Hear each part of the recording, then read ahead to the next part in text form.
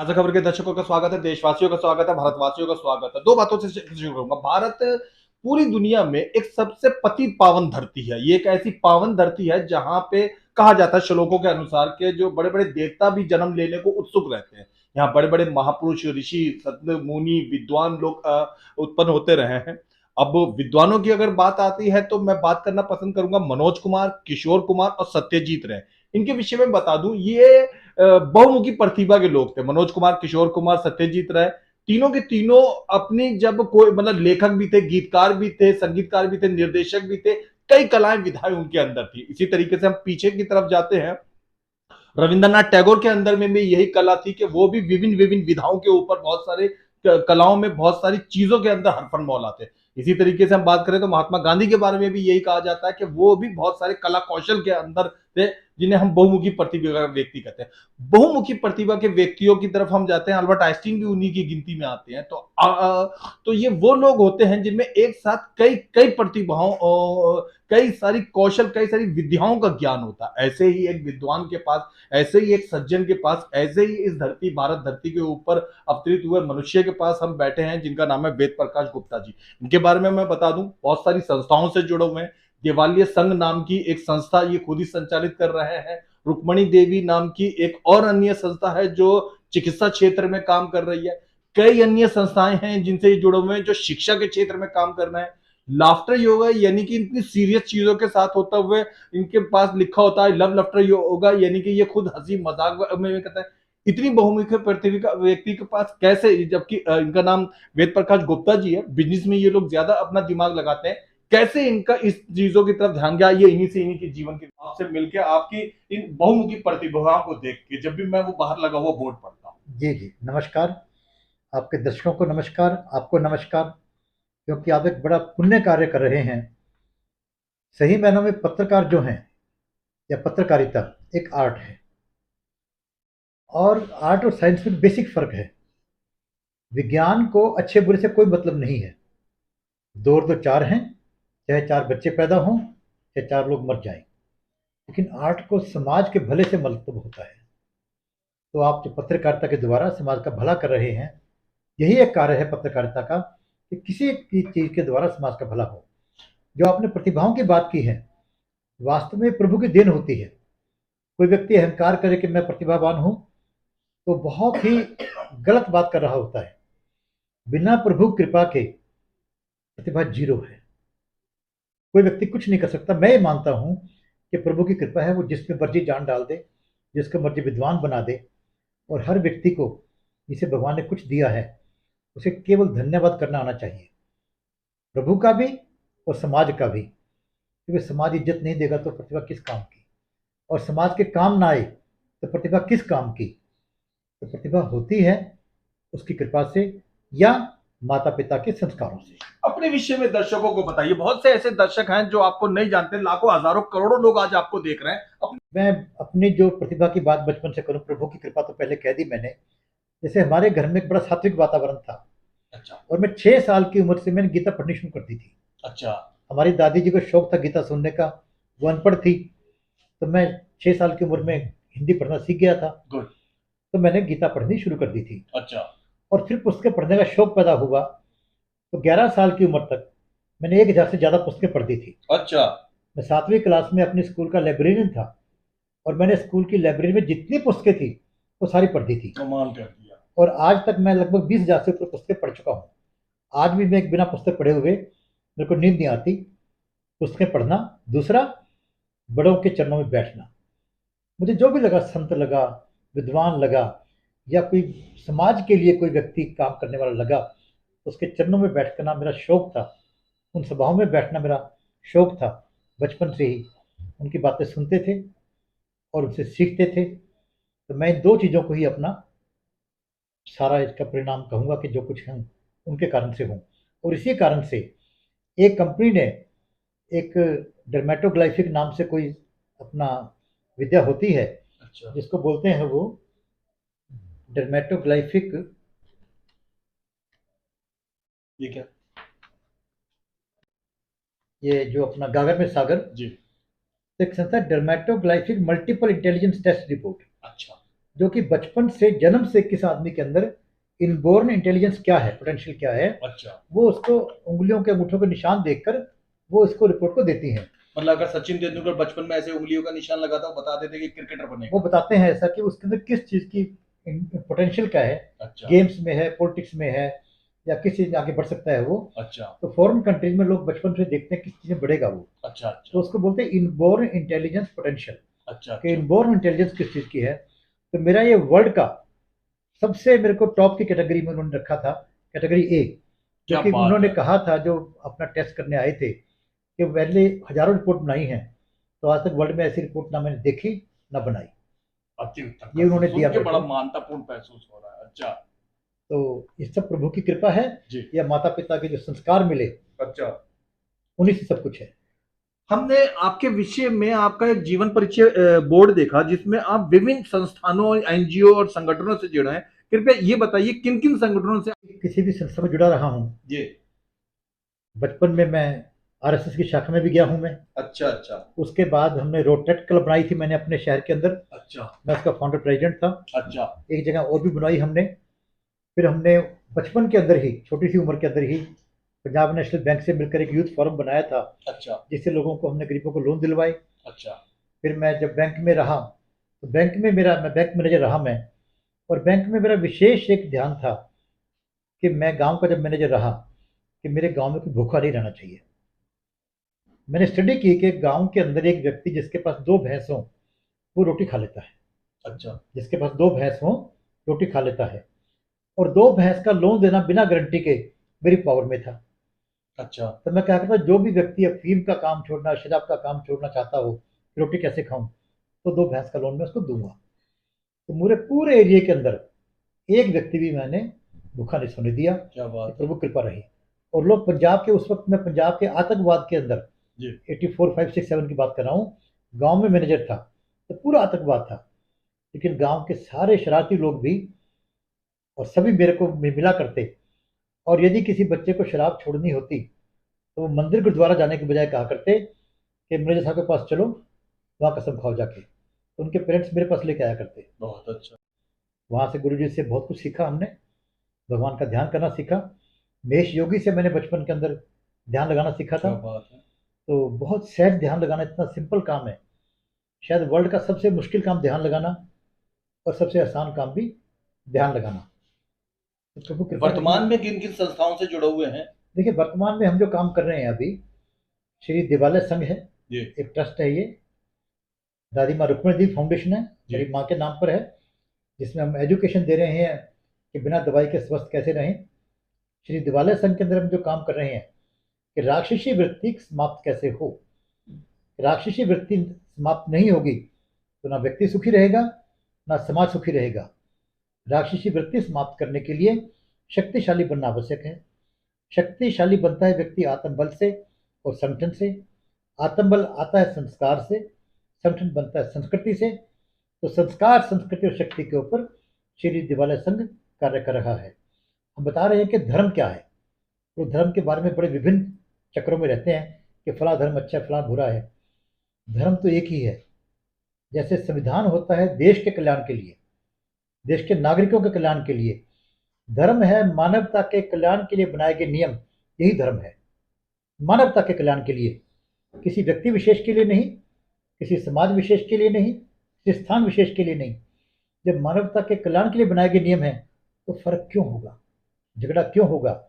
धर्म के नाम पर अधर्म फैलाकर, धर्म के नाम पर रोटी बनाने वाले लोगों को भड़का रहे हैं और आपस में विद्वेष फैला रहे हैं। तो श्री दिवाला संघ के द्वारा हम समाज को एक होकर चलना सिखाना और राक्षसी वृत्ति को समाप्त करना, इस पर कार्य कर रहे हैं। डेवलपमेंट फोरम, अच्छा, Nepal Bharat world development forum, उसमें मैं इसका नेपाल क्या में भी गया रोल था। है। कि नेपाल और भारत दो हैं जो कि मानवता के से जुड़े हुए हैं, दोनों की संस्कृति समान है, और ये दोनों मिलकर पूरे विश्व को मानवता का पाठ पढ़ा सकते हैं। तो उसमें मेरा नेपाल में भी कार्यक्रम हुआ था एक, और नेपाल के बहुत लोग हमारे साथ में जुड़े हुए हैं। और इसके साथ में नेशनल थॉट्स के नाम का एक चैनल है, जिस पे मैं एक ही मुद्दा लेकर चलते हैं कि राष्ट्र कैसा हो, राष्ट्र निर्माण। मेरा विचार है कि राष्ट्र ऐसा हो जहां ना भय हो, ना भूख हो, ना भेदभाव हो। ना भय हो, ना भूख हो, ना भेदभाव हो, बहुत अच्छा। सभी स्वस्थ हों, सभी समृद्ध हों। ऐसा राष्ट्र का निर्माण का कार्य लेकर हम चल रहे हैं। हमने आपके देवालिया संघ का थोड़ा अनुसरण किया और उसका रिसर्च किया, तो आपका जोर ज्यादा जय हो माता पिता की है। माता पिता है क्यों, नेत्रहीन क्यों नहीं, बुजुर्ग क्यों नहीं, विधवाएं क्यों नहीं, शिशु क्यों नहीं? देखिए, श्री देवालय संघ के हमारे जो मेंबर हैं, उनका नाम रखा हमने संस्कृति रक्षक। हमारे मेंबर्स का नाम है संस्कृति संस्कृति रक्षक। रक्षक। अच्छा अच्छा। और जो उसमें नायक बनते हैं उनका नाम है संस्कृति प्रहरी। अच्छा और मैं अकेला संस्कृति सेवक हूँ। अच्छा। तो उसके अंदर क्या हुआ कि हमें एक चीज चाहिए जो सबको प्रेरणा दे सके। किसी को अल्लाह कहने पे इतराज हो सकता है, किसी को राम कहने पे इतराज हो सकता है, लेकिन माता पिता, जिनके प्रति हमारे को हमेशा ही धन्यवाद की, सम्मान की भावना होनी चाहिए। पूरे विश्व के अंदर कोई व्यक्ति बिना माता पिता के नहीं हुआ, कोई जीव बिना माता पिता के नहीं कोई हुआ। जीव नहीं। और जो व्यक्ति माता पिता का धन्यवाद नहीं करेगा, माता पिता का सम्मान नहीं करेगा, वो ना भगवान का करेगा, ना अपना करेगा, ना ना समाज किसी का। और का करेगा। ये बेसिक बिंदु ढूंढे हैं हमने कि जिन बिंदुओं पर चलकर, जैसे एलोपैथी और नेचुरोपैथी की बात करें, एलोपैथी कामयाब क्यों है? वो कहते हैं गोली ले लो, क्रोसिन की बुखार उतर जाएगा। नेचुरोपैथी कहता है काढ़ा बनाओ, 1 घंटा लगाओ, पानी। सिंपल चीज, हर व्यक्ति साधारण चीज चाहता है जिसको सहज वो कर सके। तो जय हो माता पिता की, ये ऐसा नारा है जिसपे किसी को भेद नहीं हो सकता। हर व्यक्ति इसको अपना सकता है। जिसके माता पिता आज हैं या आज नहीं हैं, कल थे, उनको याद कर रहा है वो। तो परिवार के अंदर, समाज के अंदर संस्कार फैलना शुरू होंगे, जो कि आज की जरूरत है, हमेशा की जरूरत है। क्योंकि बिना संस्कार के व्यक्ति में आत्मबल, आत्मविश्वास नहीं आ सकता। बिना संस्कृति के समाज में आपसी प्रेम नहीं आ सकता। उसकी कुंजी है ये, जड़ है। माता पिता से शुरू करें हम लोग, इसलिए हमने इस नारे को रखा है। वेद जी, जिस युग में आपने अपनी किशोर अवस्था देखी या जिसमें आप आगे बढ़े, उस समय में टीवी युग नहीं था खास, मोबाइल युग नहीं था खास, और कई नेट वेट चीजें नहीं थी। आज हम वर्तमान में पिछले 10 साल के भारत को देखें तो बच्चा बच्चा मोबाइल से चिपका पड़ा है, नई नई चीजें इंटरनेट के ऊपर आ गई है। ऐसे में संस्कृति की रक्षा करना या बच्चों में संस्कार लाना थोड़ा कठिन हो गया। इस कठिन समस्या को कैसे सुलझाया जा सकता है? देखिए, जब भी किसी वृक्ष के अंदर कोई कमी हो तो दवाई कहाँ देते हैं? जड़ के अंदर, पत्तों पर नहीं। बच्चे तो पत्ते हैं। लोग बच्चों में नुक्स निकाल रहे हैं, कमी निकाल रहे हैं। कमी का है माता पिता के अंदर। हमारी एक संस्कृति रक्षक की बैठक थी हमारी, तो हम संस्कृति पे चर्चा करते हैं, रक्षा पर चर्चा। तो एक ऐसी महिला ने कहा कि बच्चों में संस्कार नहीं है। मैंने पूछा उनसे, क्या आप लोगों में संस्कार हैं? क्या माता पिता में संस्कार हैं? जड़ है माता पिता में संस्कार होना। जहां माता पिता में संस्कार हैं, बहुत ज़्यादा कम संभावना है कि बच्चों में संस्कार ना हो। माता पिता बच्चों के सामने बैठकर झूठ बोलते हैं, माता पिता बच्चों के सामने लड़ते हैं, बच्चा देख रहा है। बचपन में माता पिता बच्चों को समय नहीं देते, माता पिता अपने माता पिता का सम्मान नहीं करते। तो जड़ वो हैं। यदि माता पिता में संस्कार आ जाए, माता पिता बच्चों को समय देना शुरू कर दें, बचपन से माता पिता उनको समझाएं, तो बच्चे तो आज भी तैयार हैं ठीक होने को। तरस रही है आज का युवा कि मेरा माता पिता कब मेरे साथ बैठेंगे, कब मुझे गाइड करेंगे। लेकिन जब वो देखता है कि बच्चे को 10 साल तक माता पिता का समय नहीं है, तो बाहर निकलता है। तो जो साधन मिलते हैं उसको, चाहे टीवी का मिले, चाहे मोबाइल का मिले, चाहे कोई पड़ोसी का मिले, उससे सीखता है वो। तो माता पिता को ही संस्कार देने की ज़्यादा आवश्यकता है, बच्चों को बाद में। बहुत अच्छा, बहुत बहुत मार्मिक, बहुत भावुकतापूर्ण बातें कही, मन प्रसन्न हो गया आपकी बातों का। अच्छा, मैं आपके साथ में कई कार्यक्रमों में गया हुआ हूँ। मैंने लाजपत नगर का एक कार्यक्रम भी बड़ी भीड़ के साथ आपके साथ में देखा। आपके पंजाबी बाग, वेस्ट पंजाबी बाग में भी कई भीड़ के साथ आपको बोलते हुए देखा। बहुत आपके प्रशंसक लोग हैं, बहुत आपकी बातों का अनुसरण करते हैं। खुद वेद प्रकाश गुप्ता को कौन कौन महापुरुष पसंद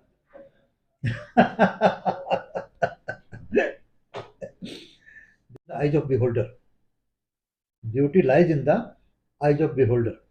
कोई व्यक्ति या वस्तु कितनी सुंदर दिखती है, कि देखने वाले की आंख में है, वस्तु में नहीं होती। नुक्स निकालने वालों ने, मैं जब छोटा था 11th क्लास के अंदर प्रेप में हमने कहानी पढ़ी थी, एक वास्तुकार ने, एक शिल्पी ने आगरा के ताजमहल को वर्ल्ड की सबसे बदसूरत इमारत प्रूव कर दिया। और इसी प्रकार एक घर में लड़की काम करती थी, तो उसकी मालकिन ने, घरवाली ने कहा कि जाओ ये रोटी मेरे बच्चे को दे आना स्कूल के अंदर हाफ टाइम के अंदर। हाँ जी, हाँ जी। कहता पहचानूंगी कैसे? हाँ, जो सबसे सुंदर बच्चा सुंदर लगे बच्चा हो, उसको दे देना। जी जी। उसका बच्चा भी स्कूल में पढ़ता था, वो अपने बच्चे को रोटी दे आई। शाम को उसने पूछा भी तो रोटी देकर नहीं आई। मैंने कहा था, कहते जी आपने कहा था सबसे सुंदर बच्चे को, तो उसने कहा कि मुझे तो अपना बेटा सबसे सुंदर लगा। तो भाई मेरी देखो, वाइफ को ये स्टोरी बहुत पसंद तो है। इसी प्रकार जो मेरे ये मित्र हैं, जो मेरे को प्रशंसा करते हैं, ये उनकी महानता है कि मेरे में कुछ देख रहे हैं वो। मेरे में कोई ना महापुरुष की बात है, ना कोई महानता है, ये प्रभु की कृपा है, या उन लोगों की, मेरे मित्रों की महानता है जो मुझ में कुछ दिख रहे हैं। किन किन किताबों से आप प्रभावित हुए और कौन सी किताबों को आप अच्छा मानते हैं? कोई देखिए इक्की दुक्की किताब किताबें तो, बताइए। अगर देखिए डिफरेंट तरह से किस उम्र के व्यक्ति को क्या पढ़ना चाहिए।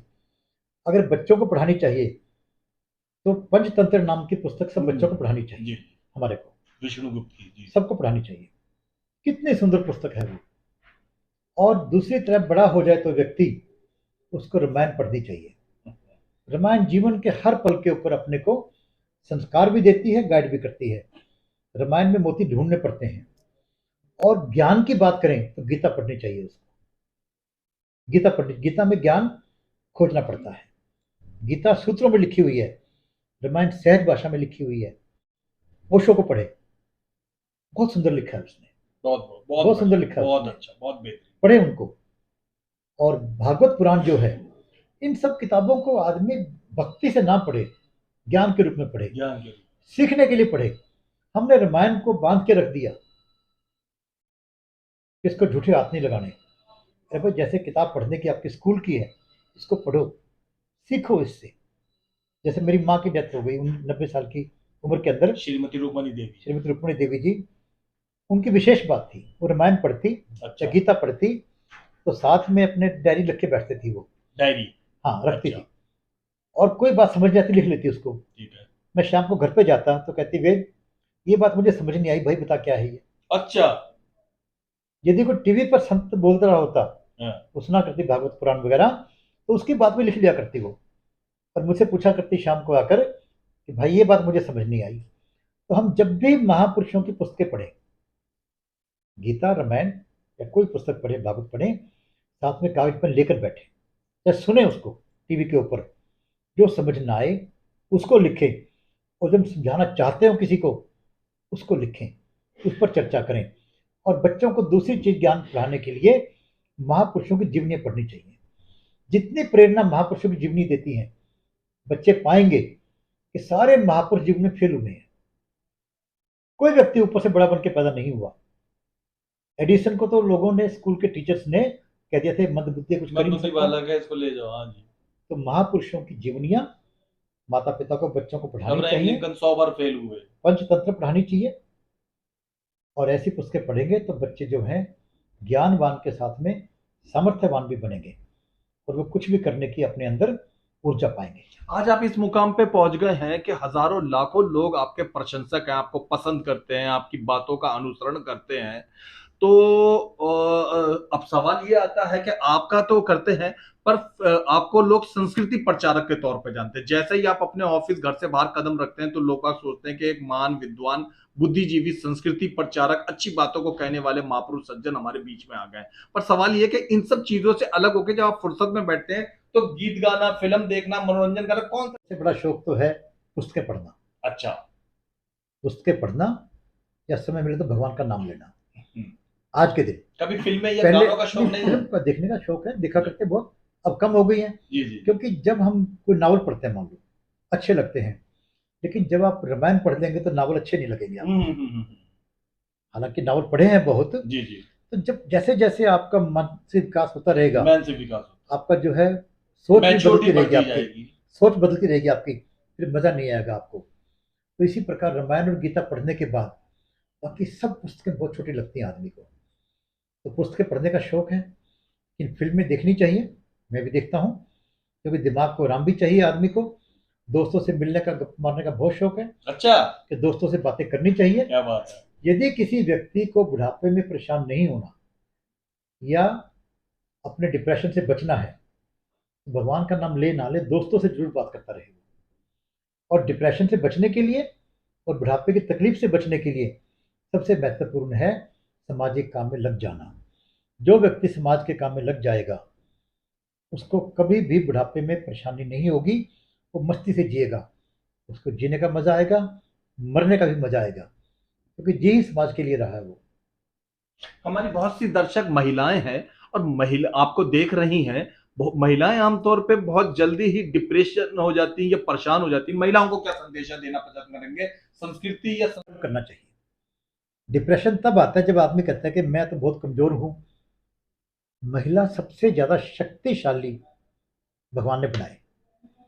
अगर अपने सनातन धर्म की बात करें तो तीनों शक्तियां, तन की, मन की, धन की, भगवान ने किसको दी?